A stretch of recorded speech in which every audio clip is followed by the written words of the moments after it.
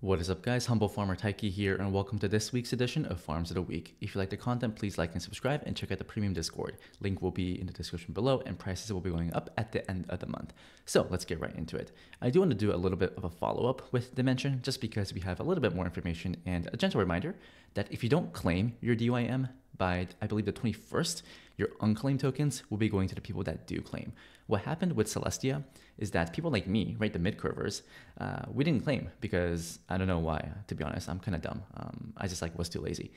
And all the tokens, like my tokens, went to the people that did claim. So people that claimed TIA, they got like 3x the amount of tokens, which is pretty crazy. I don't think this time it'll happen. Like that 3x, that's too crazy, just because people are aware of DYM and Celestia now. But like maybe like best case scenario, maybe a 50% increase, just because maybe the salty ETH maxis just don't claim. And if you stake, I believe, on like at least one TIA, you got 205 DYM tokens.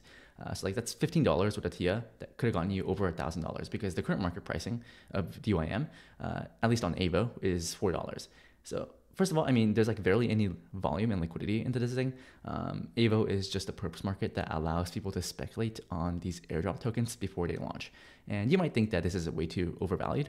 And to be honest, I have no idea. Okay, like how do you value these things, right? How do you value crypto assets? No one really knows. It's just hype, narrative, speculation.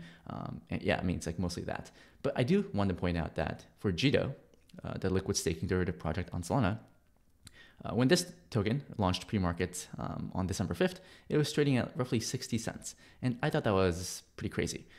But I mean, obviously it launched and it went to like over $4. And of course, this Jito chart looks like this, right? Lots of Jiting going on here. But also, the fact that Jito is still trading at 160 is pretty crazy to me, just because that's 1.6 billion FDV. I know people think that FDV is a meme in crypto, which sometimes it is in the short term, but I do think it matters. And you might think you might look at this and think of it as an unsuccessful launch, but just because some random degens bought this above $3 doesn't mean that this is like a bad launch, right? It's just like, people just like purchase it at way too high of a price. So maybe something happens, right, where Jito like 6x'd. I mean, it's so crazy. If Dymension 6x's, it's going to go to like $24. I personally don't think that Dymension can be worth more than Celestia, which is currently trading at $13.5 billion.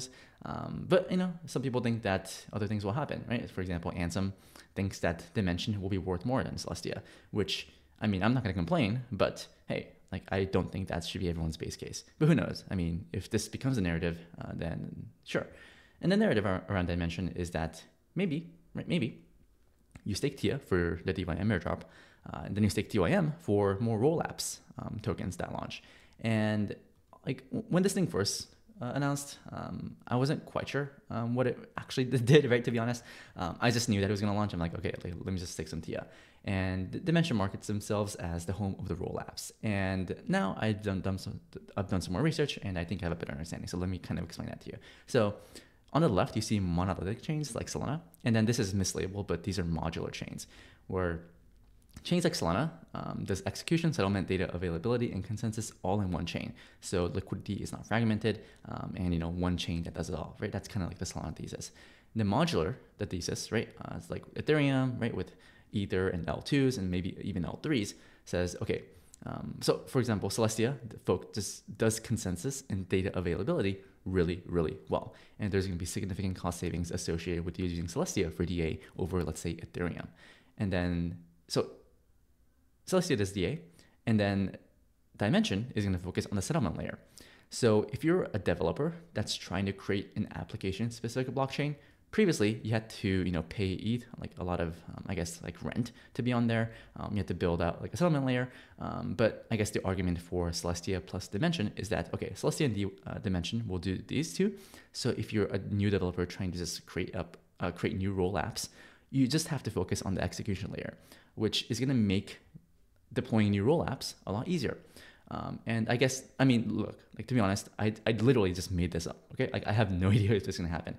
But the ethos or the Cosmos ecosystem is that whenever new teams use the Cosmos SDK to drop a token, 5 to 15% of the token gets distributed to the community. That's the ethos. And if more roll apps launch, I wouldn't be surprised if they airdrop to DYM stakers. So for that reason, I'm just gonna stake DYM across all my wallets, probably at least over $100 worth across all my wallets, and just hope that, you know, it does well. And I'll probably keep the less liquid. So if it goes to like $20, like something crazy, then I'll just sell it, right? Because I think that's pretty crazy. But you know, it's crypto. Crazy things happen in crypto. Prices can go up a lot higher than you can expect. And I still think that, you know, staking TIA at OSMO might be one of the kingmaker trades in 2024. I say this with very little confidence. Like the confidence interval is like pretty low. But if you just think about it from a portfolio construction point of view, you don't have to risk that much, right? I mean, literally all you had to do was stake $20 worth of TIA. $20 worth of TIA, and you got like $1,000 worth of these DYM tokens, allegedly. So hypothetically, just risk 1 to 5% of the portfolio just doing this. In fact, like, you know, it's less about the money. It's more about the time it'll take to do this. For me, like I spent like legit like 10 days before Christmas just doing this. And it was not fun, right? I was like listening to podcasts, listening to music, and I was like just doing this. But you know, like, I mean, I think it's worth it, right? Because if the market pricing is right, then the amount of money I spent on TIA staking it, it's gonna, like, for example, if I spend $10,000 on TIA staking, then I'm gonna get at least $10,000 worth of DYM tokens. So it's already worth it for me. TIA didn't go up in price. It's literally flat since I bought. Essentially, it's up a little bit, but you know, like I'm up 2x just because of all these airdrops. And if you think about it, right, Celestia and Dymension makes it easier for new roll apps and roll-ups to launch. So them both launching on mainnet should result in more and more teams deploying and using the Cosmos SDK, which should, in theory, lead to more airdrops. So that's the idea. Okay, that's the idea. It's up to you. I have no idea, because you know what happens in crypto is that whenever a big airdrop happens, then people like rush in, right? It's like, oh my god, like I heard about TIA staking, I didn't do it, and then this big airdrop happened, and now I'm about to stake. And you kind of see like more and more wallets launch. And I expect this trend to continue a lot higher. So is it good to enter now? Is it safe? I honestly have no idea. Okay, like my plan was to just get this done before Christmas in case some teams decided to do like a Christmas airdrop. That did not happen, but I guess, you know, I was still eligible for like the whole Dymension airdrop. And yes, there's a lot of hype going on here, but these are my YouTube metrics, right? I post this sometimes on Twitter, but I mean, literally in 2023, like everyone was unsubscribing to my channel. And then as soon as the market started picking up, like look at all these subscribers, right? So yes, retail is coming in. They're finally coming back. Yes, people are finally coming to terms with the whole TIA staking trade. But in the grand scheme of things, this is just the beginning, right? If you think crypto is going to recover, if you think 2024 is going to be a strong market, right, with the Bitcoin ETF, the halving, maybe even the Ether ETF, you know, like I still think we're early, right? The fact that you're watching this video, I still think that you're early. I mean, maybe that's too much hopium. I have no idea. And honestly, I have no idea. Okay, like I don't know what the future holds. I don't have any insider information on what teams are going to airdrop next. I'm just, you know, going off of, or I just evaluated that. Okay, like the risk return, the potential ROI of my time and capital spent last year was worth it. And so far it has been, and I think it's gonna continue. So hopefully, right? Hopefully for my sake, for your sake, it works. But that's kind of the idea. And like I mentioned, I'm a midcurve, right? I do a podcast called Steady Lads with Jordy, Justin, and Taiki. And you know, one of our viewers said that I'm literally a midcurve that's also a mid degen. And you know, like I'm not that smart, right? So the idea of just staking TIA, I also say some Adam, staking all these tokens and just waiting for all these new chains to launch. That's like a passive way to get all these new L1 tokens, and maybe some of them go to zero, maybe some of them go to Valhalla. But you know, my plan is to just like hold these tokens. Maybe price goes down, but I literally don't care, just because I think that all these airdrops are gonna make up for the cost, I guess, of setting things up. So there's that. I do want to talk about the next TIA airdrop, which I think is gonna be MANTA. So I talked about MANTA, I think last month. Yeah, I talked about MANTA, and I talked about this new paradigm bridge, or this new paradigm, I guess, airdrop farm, I suppose. And you know, they raised $60 million at a $500 million valuation. So I think it's fair to say that MANTA will probably drop its token at, let's say, $1 to $2 billion FTV at least.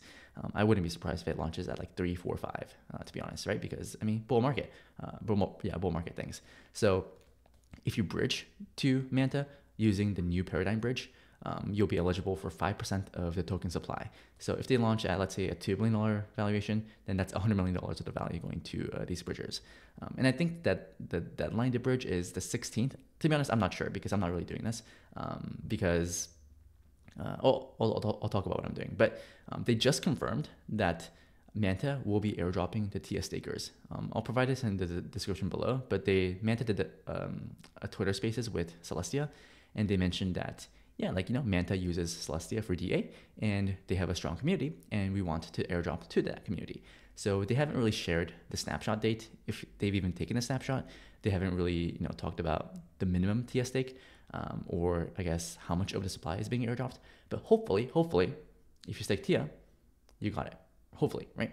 And this is like the narrative, right? It's like there's too many tokens in crypto. Like, how you make a bet on which chain is going to win? I honestly have no idea because I'm a midcurve. So let me just stake TIA and get all these tokens. So hopefully, right, I get it. They already have over $700 million in TVL from the new paradigm bridge, which is pretty insane to me. And people say, okay, like airdrop farming is like a scam, right? It's like, like you're just all these farmers like me and like other grinders during the bear market. We just spin up a bunch of wallets, and you kind of see this, right? More and more wallets, so airdrops get diluted. I mean, that's kind of true, but here's a counter argument. And, I want to be a champion of the airdrop grinders.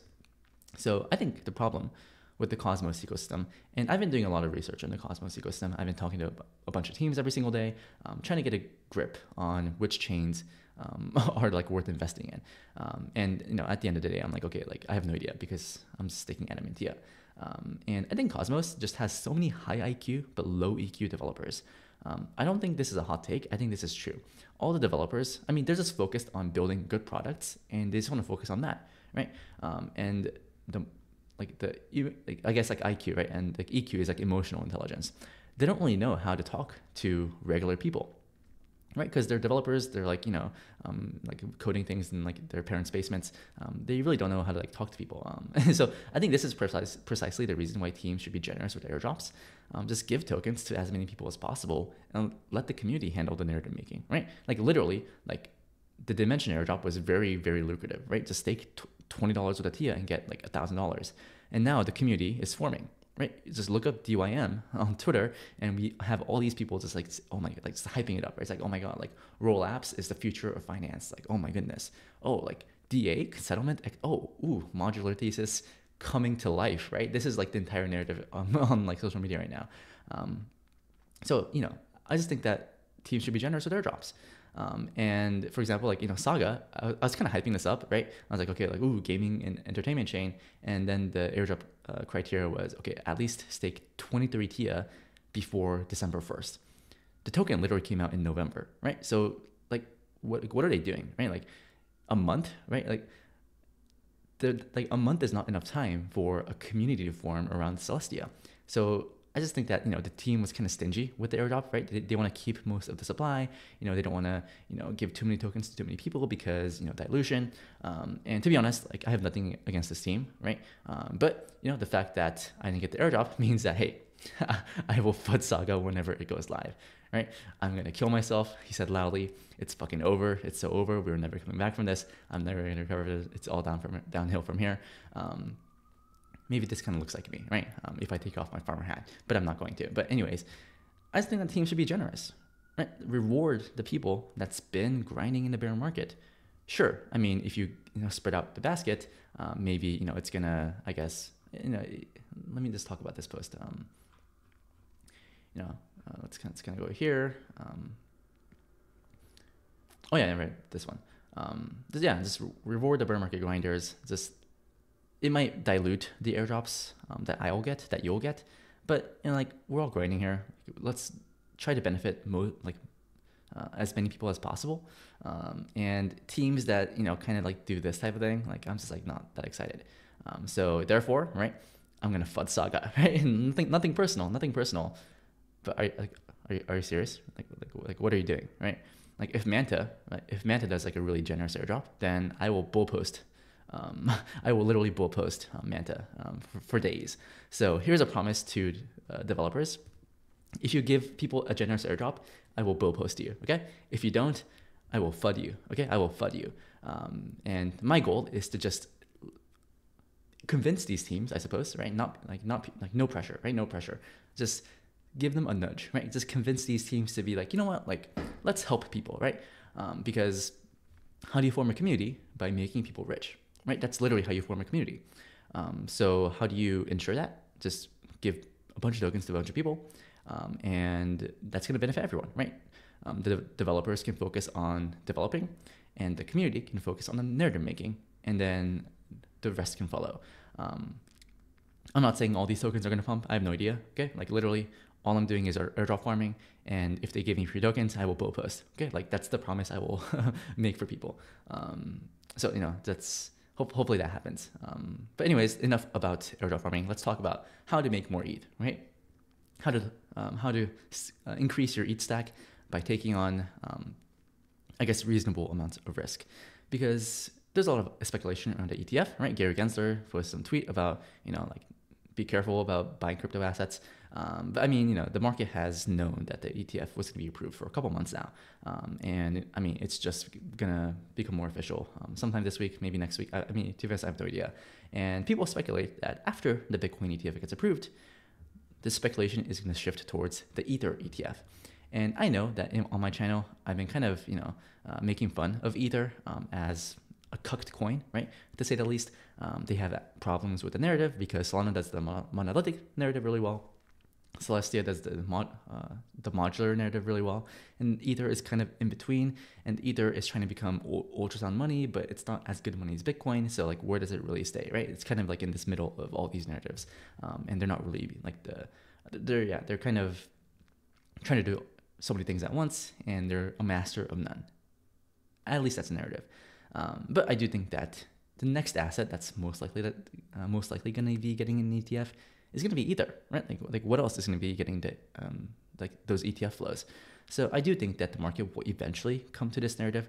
So let's talk about ways to stack more Ether.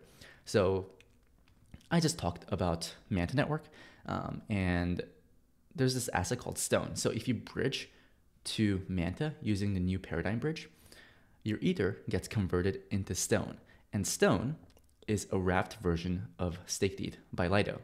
Okay, so if you believe in staked ETH and you think staked ETH is safe, then you must think that Stone is safe. There is some level of additional smart contracts because it's in layer 2, it's a wrapper, but you know, Stone is staked ETH. And right now, Stone is trading at 0.927 Ether. Why is this happening? Well, I think the reason this is happening is because people really want to maximize their MANTA airdrop. Therefore, they are bridging, for example, 10 Ether to MANTA to get 10 Stone because it gets auto converted. And because they want to loop that, they will take 10 Ether, let's say 10 Stone, and then they'll sell it into 9.26 Ether, bridge back to mainnet, and then bridge 9.26, you know, ETH into MANTA for a Stone, and then sell it again for 8.57, and then kind of loop this, right? So at the end of the day, people are going to be getting, like, you know, they're going to lose all their ETH, right? Because they're taking on like this 8% haircut or 7% haircut every single time. But they think that the airdrop might be worth it. So that's the trade people are making, right? So that's a trade that you can take as well if you think it's going to be worth it.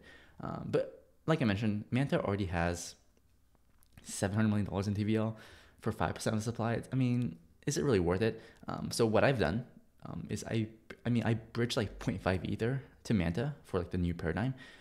But like for me, I'm like, oh, like this is a big discount, right? If I wanted to take 10 Ether, for example, to buy 10.73 staked ETH, then let me do that, right? So I actually bought a bunch of Stone at 0.9.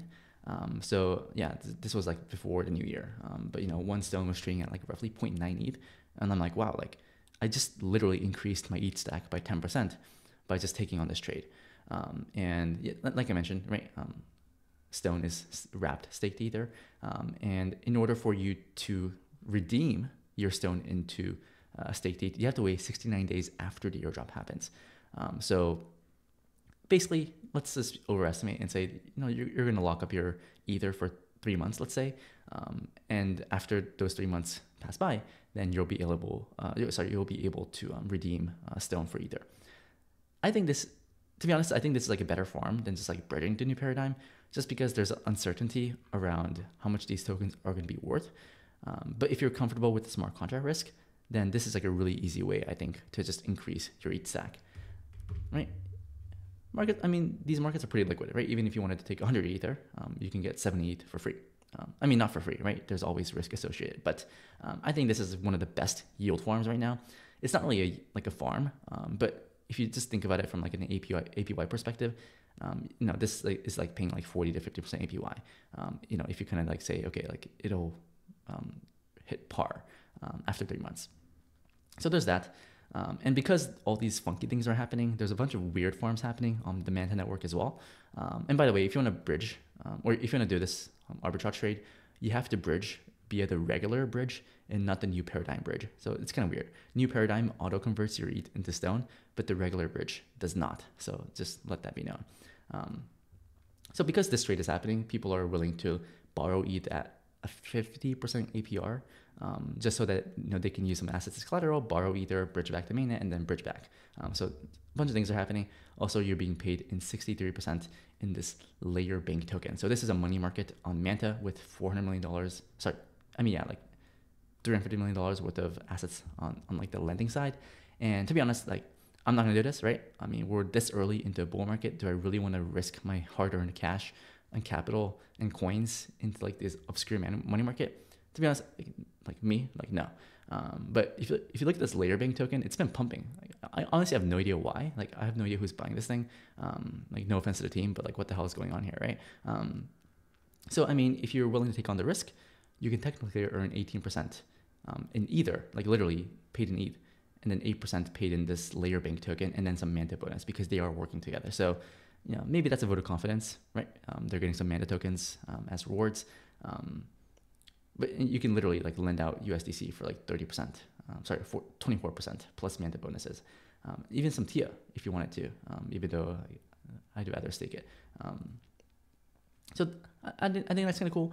So yeah, I think MANTA has the best farms, I guess, or best yield on Ether, either by just buying stone at a discount or just doing this thing.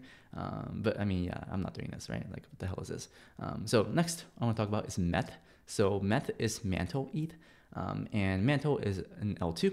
It's formed by Bybit, right? It's like the Bybit's version of L2. Think of it as, Mantle is to Bybit as Binance Smart Chain is to Binance, that kind of thing. And they have $1 billion in the treasury, and they're staking all the ETH, and they're paying you a 7.2% yield on Ether. So you can do this on mainnet, or you can also do it on Mantle L2. Jordy, right, who I did a podcast with, I also had him on my channel last week. He's an advisor, I think he calls himself the head alchemist of Mantle. So I trust it, right? I trust it. So it's a way to get 7.2% on Ether. And Jordy also leaked in the podcast right here that if you hold METH, right, on Mantle L2, you might be getting some airdrops. So I'm pretty sure that applications that launch on Mantle, they're going to be airdropping to METH holders. And maybe there's some good meme value here where it's Mantle Ether, METH, right? Like a METH airdrop, right? Give METH to the people, right? Who knows?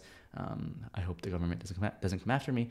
But if you don't want to go through like the whole staking Ether or buying stone, like this whole bridging thing, you do have to bridge, I guess. But 7.2% plus potential airdrops, that could be interesting. Lastly, I do want to talk about Pendle. I think Pendle's a pretty good farm. This is an Arbitrum. Pendle got Arbitrum incentives, and the token's been doing pretty well. It's a way for you people to trade yield. So if you want to speculate on future yield of future assets, then you can kind of trade around it.